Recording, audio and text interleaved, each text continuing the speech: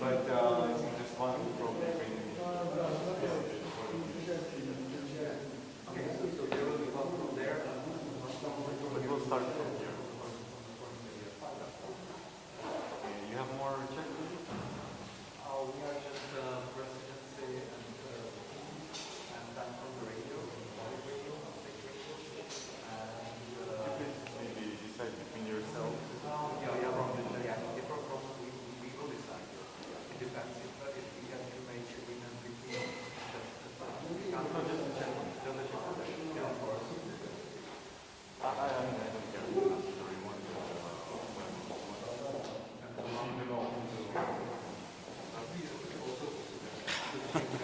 Здравствуй, Саша. После пресс-конференции. Live. You are live? Зараз. Okay. Ви покажете пустое место. Окей, хорошо. После пресс-конференции.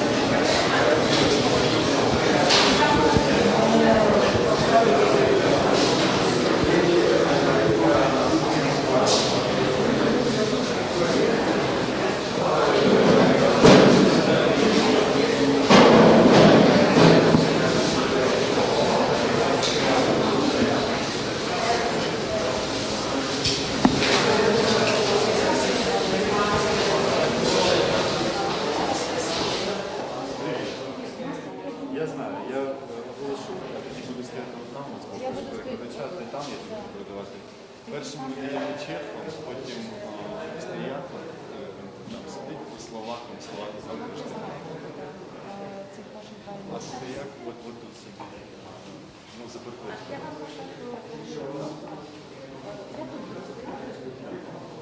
Так, я тут.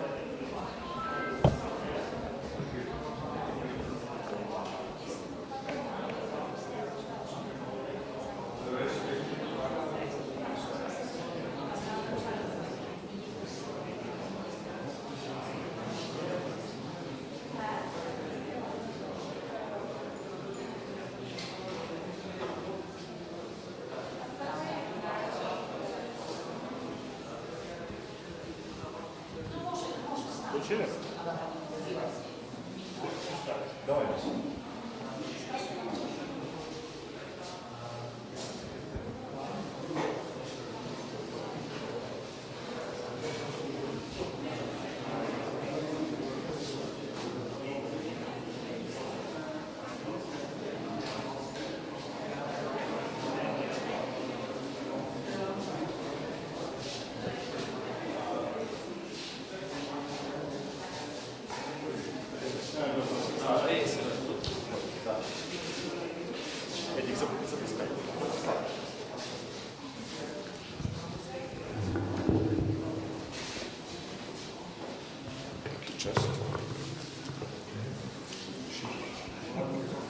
It's so that we don't spend too much time doing conference.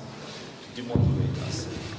Доброго дня. Ми розпочинаємо спільну прес-конференцію міністра закордонних справ України Дмитра Кулеби та міністрів закордонних справ словковського формату Чехії Яна Липавського, Австрії Олександра Шалленберга та Словацької Республіки Івана Корчака.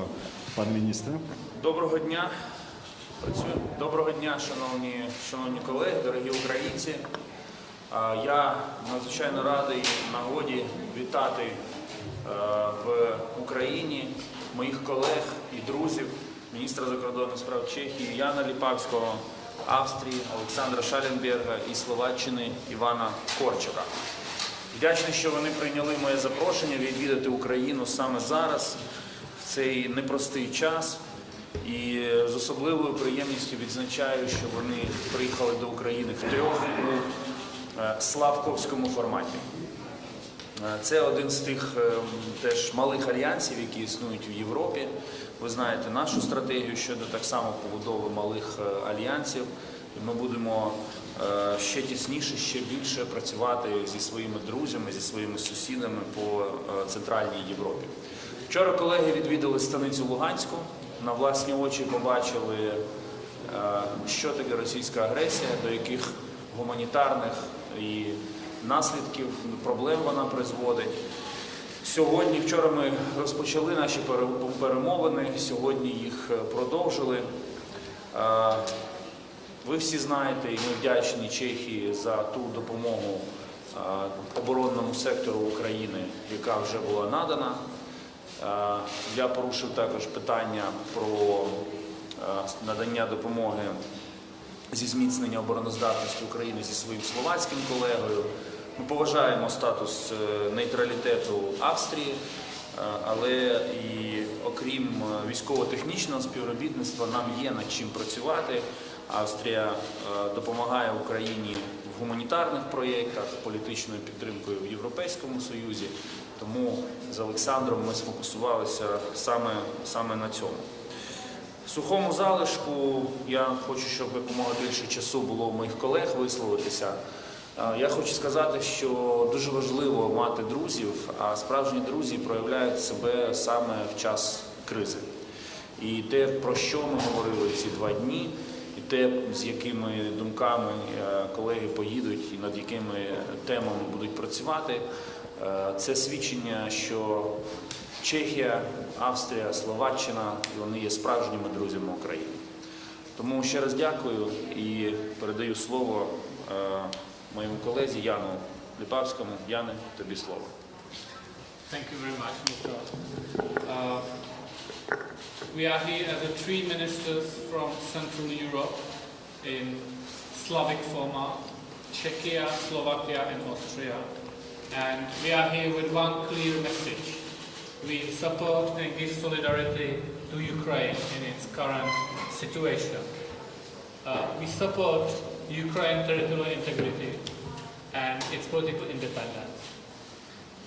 We are here to demonstrate our solidarity, sympathy and our commitment to security of your country. Czech Republic, Slovakia and Austria are here to show in clear sign that it is your choice where your country should stand. And if you have chosen European choice, Western orientation, you should be able to fulfill your dream. In a current tense situation, it is also necessary to reiterate that security of Ukraine is security of whole Europe, and therefore this is a main reason for 3 Central European countries to come to Ukraine and show this solidarity and reiterate these positions. Yesterday we visited Stanica Luhanska, checkpoint from both sides, Ukraine territory, and territorial integrity is a key part of European security architecture. Today we had met with representatives of Crimean Tatars, and we are here to reiterate that annexation of Crimea was illegal act and that Crimea is Ukraine. This is something which is to be repeated on and on and on. In current tense situation, we may hear different voices, but EU and NATO are united, and this is also a message we are here to convey. Just speaking for myself, Czech Republic is a strong partner to Ukraine. We are giving a lot of humanitarian development and transformational aid. I have brought with myself humanitarian packages of first aid kits, 500 of them. It's a cooperation between Czech and Ukraine Red Cross. We have also donated 4,000 pieces of artillery ammunition, and we are ready to look for another ways how to help Ukraine in its struggle. So message is clear, we stand behind Ukraine, and this travel of 3 ministers in Slavko format demonstrates this clearly. Thank you very much. And now I would like на автоматі. А зараз я радий передати слово Олександру Schallenbergu, главі МЗС Австрії. Yeah, thank you very much, Dmytro, Jan, Ivan. Unfortunately, this is not a happy trip. This is not a feel-good trip. Yesterday we had the occasion to visit the contact line. We saw how depressing the situation is. We have something that resembles a border, yet on both sides is Ukraine. We have the real risk of a military confrontation and aggression again on the European continent. So these are tense times, and it is for us very important, as already Jan said, to give you a very strong Central European signal of support, of solidarity. Support and solidarity to the people of Ukraine, to the sovereignty of this country, to the integrity of this country. And we do that not out of altruism, it's in our own interest. From an Austrian perspective, I have to say Slovakia has a common border, but for Austria, Ukraine is closer from Vienna than the westernmost Bundesland, Vorarlberg. So we are basically neighbors to a certain degree. We share the same region, we share the same, as you say in German, Kulturraum. And stability and security in Ukraine have an immediate effect on us. So the security of Ukraine is our security. And that is the second message we are sending with this visit.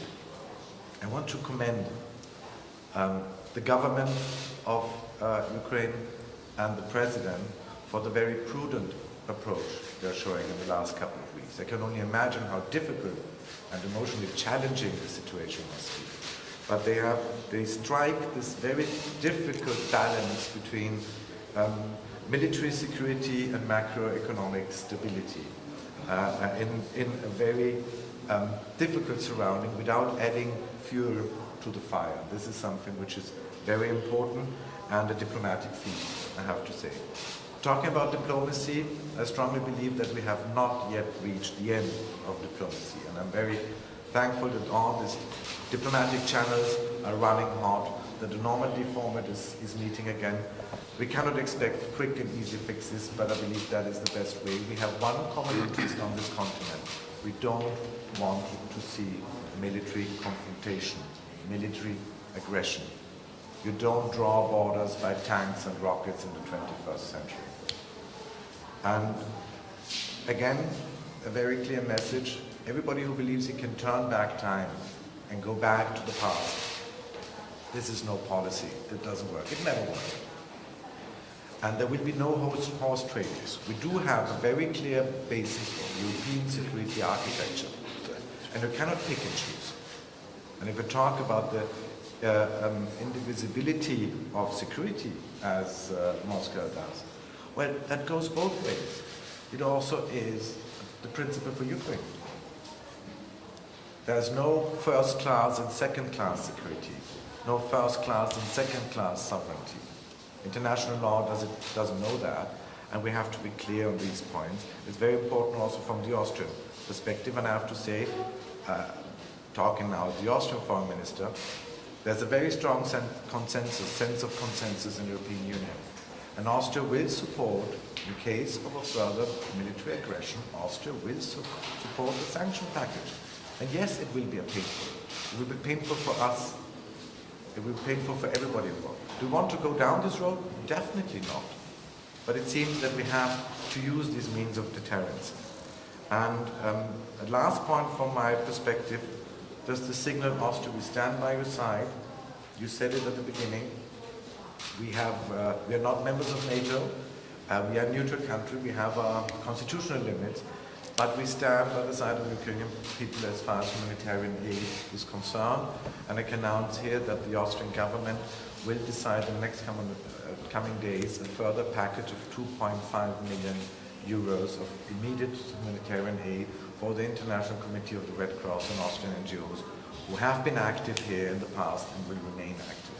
Thank you. Thank you, Alexander. Ivane, будь ласка. I'd like to start by thanking our colleague Dmytro Kuleba for hosting us and extending a traditional hospitality to the three ministers, Czech Republic, Slovakia and Austria. We're having excellent relationship and cooperation amongst us, and I've been stressing that the same is valid vis-à-vis Ukraine. We are a direct neighbor. Slovakia has a direct border with Ukraine, therefore it is more than logical that we are interested in prosperous and independent Ukraine. We will benefit. Ukrainians will benefit from the independence of their country, from the sovereignty, from the transformation, but Slovakia will profit as well. Let me put it in a parallel. Similarly, like Austria has been profiting after 1989 from prosperous and democratic Slovakia. We want the same happens to us when it comes to our direct neighbor.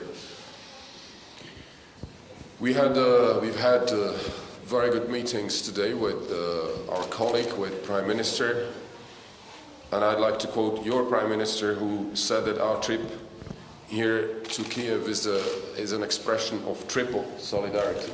So we want to multiply the message that we are bringing across the three countries regarding independence, sovereignty and territorial integrity of Ukraine. I agree with my Austrian colleague. Well, the circumstances could be nicer, definitely, under which we would like to come. Nevertheless, I see, and that gives me a lot of courage, determination, and I see hope, but I see resolve on the Ukrainian side to do it utmost to protect your country and to transform the country.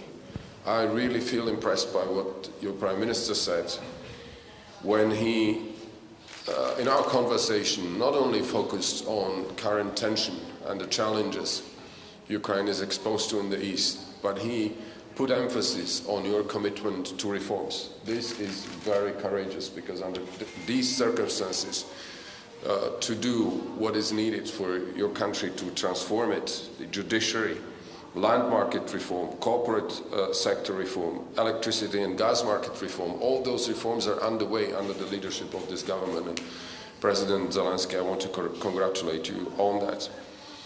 Of course, the main topic of our discussion is development in the East, and I want to say Ukrainians' free choice to follow its destiny regarding or in direction to the West is not threatening anybody. This goes against the whole logic that the free choice of one democratic country would be a threat posed to another country. And to the principle of indivisibility of security, which comes into the center of current discussions. I cannot agree more with that, but I'm adding this principle can never go at the expense of sovereignty and territorial integrity of anybody. So we are insisting on that. We are ready. That brings me to say also that we support dialogue with Russia. Absolutely. This is what we need. We need an open dialogue. We need a reassurance that we respect the very principles on which the European security architecture has been built after 1989.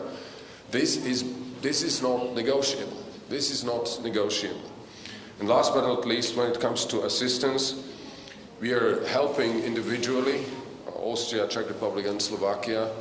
I'd like to refer as well to our collective assistance that we are providing to macroeconomic stability, macro-financial stability. The Commission has approved recently 1.2 billion as a micro-financial assistance, 120 million in forms of grants.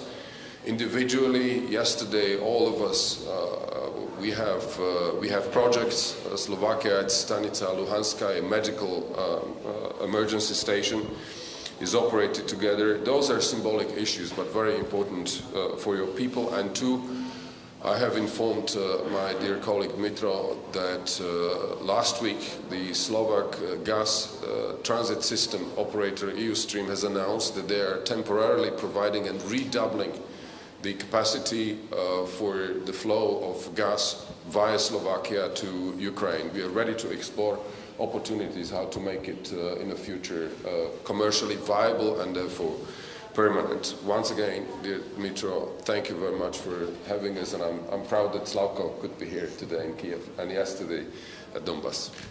Thank you, and the first one goes to the Czech radio. Pavel Novak, Czech Radio.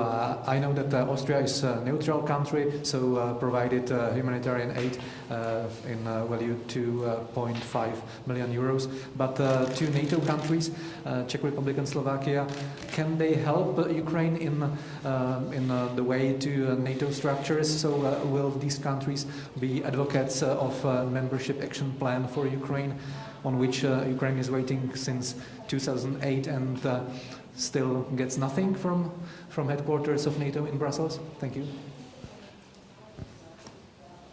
Okay, I'll start. Am I here? Yeah. Hello? Yeah, okay. So, NATO is very active in debate on Ukraine, and I think the NATO-Russia Council was a good example of how responsibly NATO approached to that. And in the current debate with Russian demands and the whole situation, of course, Russia tries to play the card that future of Ukraine would be on table.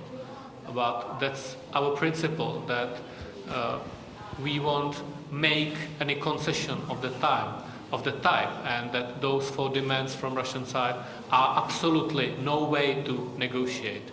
And in regard of any future closer cooperation or continuation of cooperation between EU and NATO, between Ukraine and NATO, this is in the process.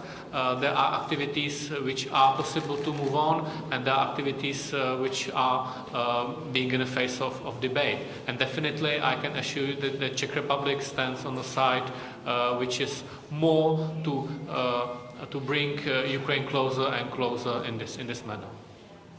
If you want to comment on that, No. Micro? maybe. Yes, okay, I'm here. I'm just recalling what stands valid, and that's the Bucharest decision of 2008, where Alliance has said that one day Ukraine and Georgia both will become members of NATO. There is no change. On it, nevertheless, there is a journey towards that. One part of it is membership action plan. Without going too far, we need consensus within NATO on that. We need to work on it. But I think Ukraine has done a lot of progress in the agenda, which in a broader sense is part of the preparatory work that is needed. But too, in this context of current tension, I want to recall one thing, that the argument about Ukraine's aspiration to become a member of NATO already poses a threat to Russia. I don't understand this argument, because back in 2014, when Crimea was annexed and seized, and when the war started in Donbass, it didn't have anything to do with the Ukrainian aspiration regarding NATO. So there was back then, we all knew it was about association agreement between Ukraine and European Union. So therefore we have to see the arguments that are circulating, which we do not share, that once again Ukrainians' aspiration to become a member of NATO poses a threat. That would be my answer. Next one goes to Austrian media. Yes, my name is Edgar Schütz from Austrian Press Agency. I'm speaking for several journalists who came here to Kiev as well. I've got first two questions to the Ukrainian minister concerning the actual situation. How great do you estimate the danger of a Russian invasion of Ukraine? And what do you expect from the visit of French President Macron today in Kiev, because he visited President Putin yesterday, and maybe he brings some more new informations. And another question, yesterday US President Joe Biden said that the gas pipeline Nord Stream is dead if there is a Russian invasion. So what do the ministers think about that, and also about the Austrian position, which does not necessarily see Nord Stream as part of any sanctions? Thank you.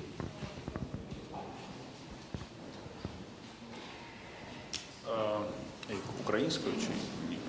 Українською. Безпекова ситуація залишається загалом незмінною. Ми не бачимо жодного відведення з боку Російської Федерації, відведення їхніх військ від кордону України. Не бачимо наразі жодних зусиль Росії з деескалації. Ми бачимо, що зараз базовий сценарій Росії полягає у намаганнях дестабілізувати внутрішню ситуацію в Україні з використанням загрози силою, але ще не самої збройної сили. Україна готується до будь-яких сценаріїв, оскільки ця війна триває з 2014 року. Ми вже багато чого навчилися, багато різних кроків з боку Росії бачили. Ми розуміємо, що ми маємо готуватись до будь-якого сценарію. Саме це ми і робимо. І в цьому контексті надзвичайно важливо саме, що ми маємо підтримку наших друзів та партнерів, зокрема з Чехії, Австрії, Словаччини, у дипломатичному стримуванні Російської Федерації. Я дуже вдячний за заяви щодо майбутніх санкцій Європейського Союзу. Це все заходи стримування Російської Федерації. Так само ми вдячні за підтримку і зміцнення української оборони. Це теж заходи стримування Росії. Тому що найкращий захід, найкраще стримування Росії – це сильна Україна. Сьогодні, буквально з цієї прес-конференції, я відправлюся до Маріїнського палацу, де у президента України розпочнеться зустріч з президентом Макроном. Я проведу переговори зі своїм французьким колегою Жаном Івом Ледріаном. Безумовно, ми всі з цікавістю очікуємо на ті сигнали, які привіз пан Макрон з Москви. Але я вже неодноразово казав, в тому числі вчора, що ми відкриті до діалогу, ми налаштовані конструктивно, ми шукаємо дипломатичного рішення, але ми не перетнемо свої червоні лінії, і ніхто не зможе змусити нас їх перетнути. Що стосується Північного потоку-2, то позиція України є традиційно незмінною. Ми вважаємо, що це безпекова проблема для Європи, не лише для України. Ми працюємо з нашими партнерами над пошуком взаємоприйнятного рішення. Для нас є позитивними сигнали про те, що в принципі існує певний консенсус зараз, про те, що, перше, не потрібно поспішати з сертифікацією Північного потоку, а по-друге, що будь-яке нове військове втручання Росії в Україну поставить хрест на цьому проєкті.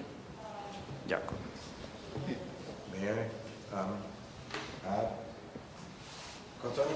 Let me make 3 points. First of all, I fully agree. It's highly unlikely or unthinkable that Nord Stream 2 would get the necessary approval by the relevant German authorities, given the current situation. Then we have to be very clear.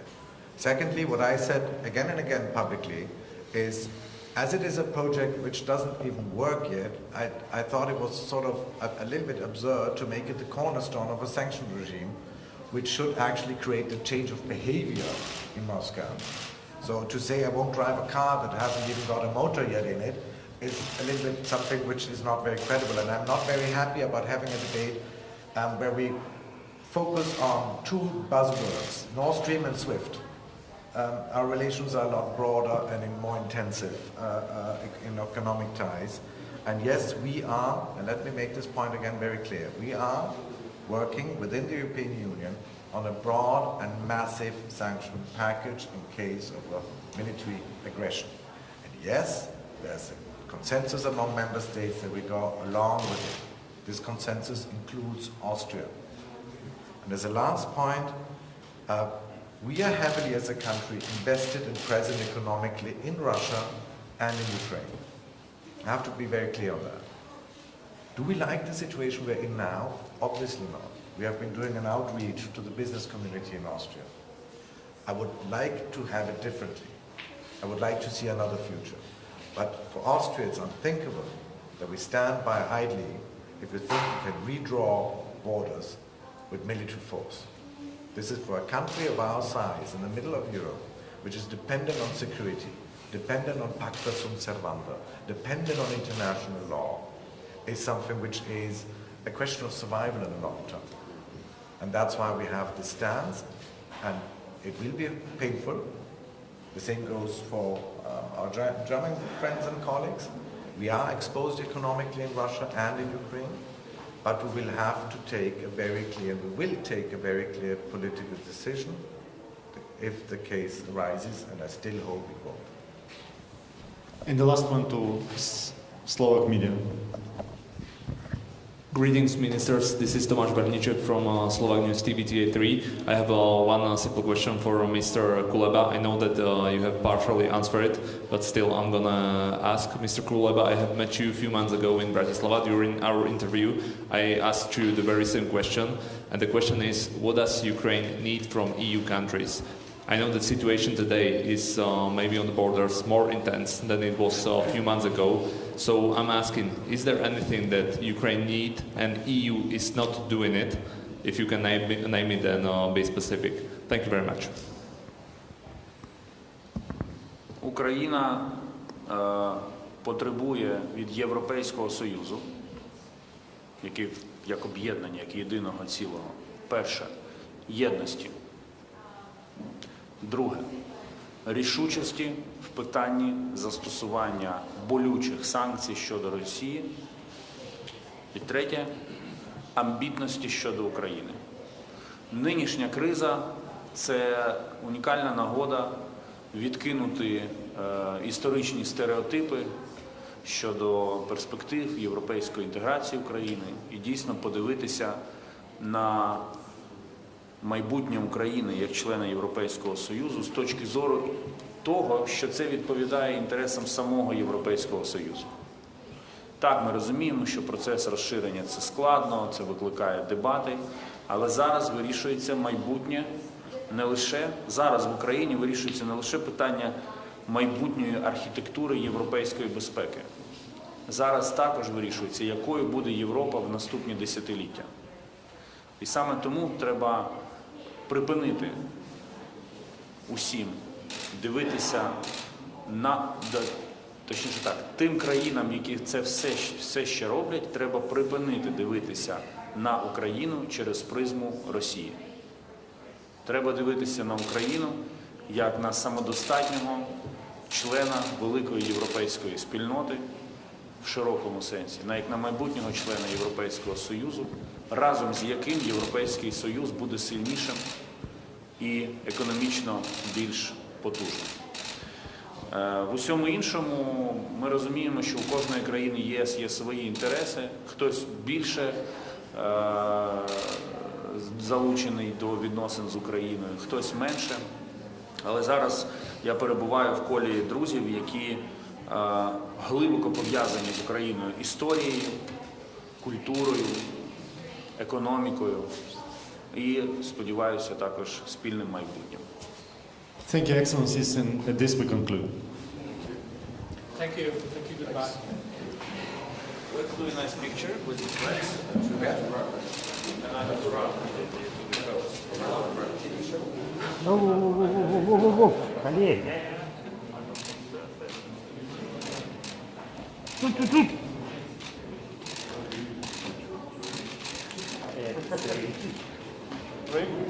Опусти руку, пожалуйста.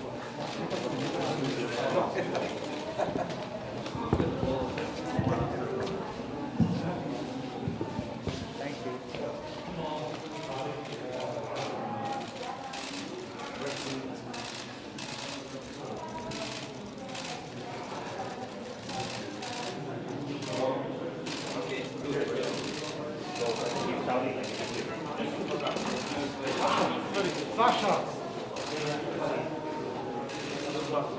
Yes, I'll let you know.